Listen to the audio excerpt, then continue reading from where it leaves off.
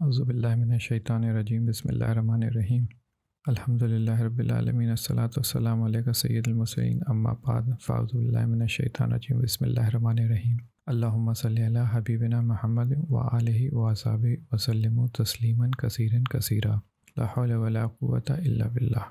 سورہ بقرہ اردو ترجمہ، رکوع نمبر 24، آیت نمبر 189 سے لے کے 196 تک، یعنی 189 سے 196 تک۔ سورہ بقرہ مدنی صورت ہے، اس میں 40 رکوع ہیں اور اس میں 286 آیات ہیں۔ بسم اللہ الرحمن الرحیم۔ آیت نمبر 189۔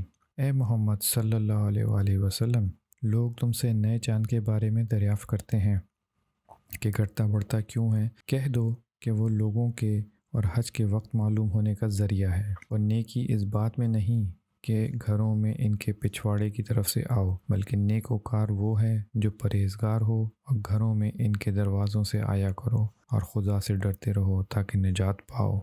اور جو لوگ تم سے لڑتے ہیں تم بھی خدا کی راہ میں ان سے لڑو، مگر زیادتی نہ کرنا کہ خدا زیادتی کرنے والوں کو دوست نہیں رکھتا۔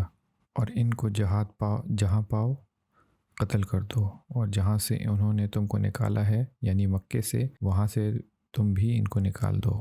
اور دین سے گمراہ کرنے کا فساد قتل و خون ریزی سے کہیں بڑھ کر ہے۔ اور جب تک وہ تم سے مسجد محترم یعنی خانہ کعبہ کے پاس نہ لڑیں، تم بھی وہاں ان سے نہ لڑنا۔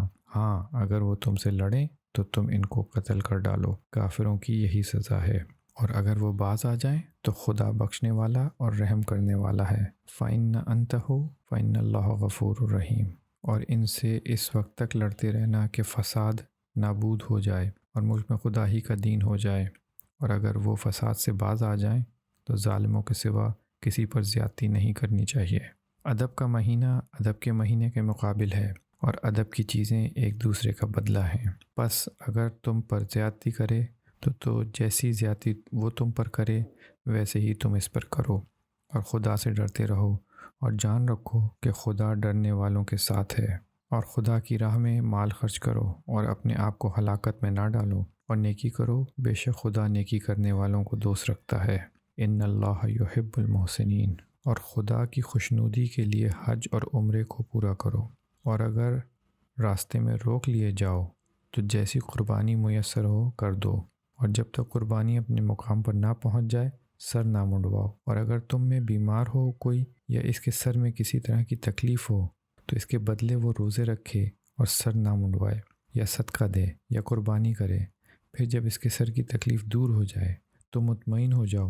جو تم میں حج کے وقت تک عمرے سے فائدہ اٹھانا چاہے وہ جیسی قربانی میسر ہو کرے، اور جس کو قربانی نہ ملے وہ 3 روزے ایام حج میں رکھے، اور 7 جب واپس ہو۔ یہ پورے 10 ہوئے۔